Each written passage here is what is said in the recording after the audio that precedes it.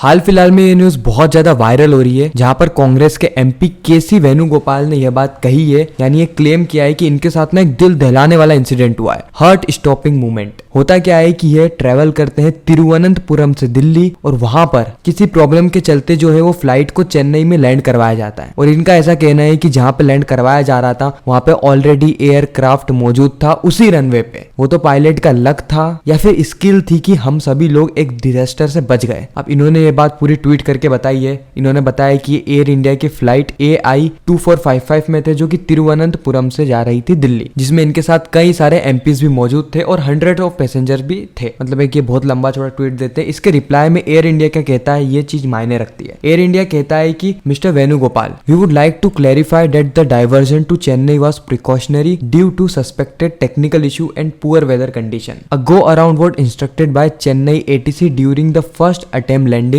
Eight Chennai airport. ठीक है, उसके बाद ये बोलते not because the presence of another aircraft. ये सारी चीजें हुई है मलबे के कारण। साथ ही ये बोलते हैं कि वहां पे मलबे का भी एक इशू था, इस तरीके के जो मलबे रहते हैं। हालांकि वो एयरपोर्ट का सीन नहीं है, बट एग्जाम्पल के लिए मैं आपको बता रहा हूँ। एयर इंडिया ने बात साफ कर दी है कि वहां पर कोई भी एयरक्राफ्ट मौजूद नहीं था। एयर इंडिया का कहना है कि हमने तो प्रोटोकॉल फॉलो किया था। साथ ही अब देखो यहाँ पे पॉलिटिक्स भी होने लगी है। खैर, इसके ऊपर केसी वेणुगोपाल ने क्या कहा आप खुद ही सुन लीजिए।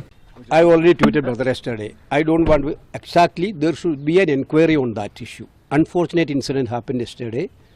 This was announced by the pilot only that there was another aircraft is in the runway when we are going to land it. This is announced by pilot, none other than that. You know, I spoke to DGC also yesterday night itself. Let them have an inquiry, proper inquiry. Air India came out with a statement. They said That's what I am telling. That was a lie. Air India is lying that. It was announced by captain only.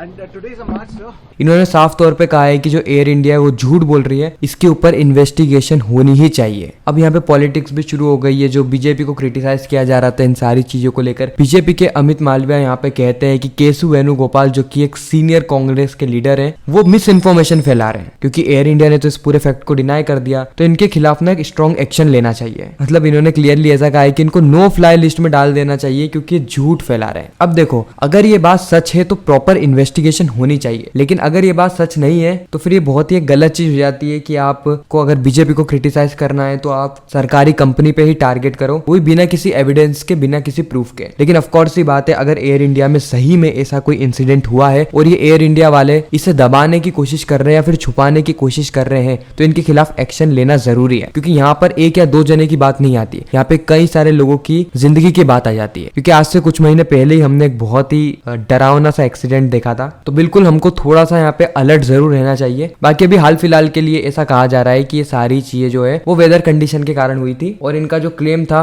केसी वेणुगोपाल का, इसको पूरी तरीके से deny कर दिया जाता है। इसके ऊपर कोई भी डेवलपमेंट निकलती है तो आपको हमारे चैनल पे देखने को जरूर मिलेगा। बाकी मैं मिलता हूँ किसी नेक्स्ट वीडियो में, जब तक के लिए बाय बाय।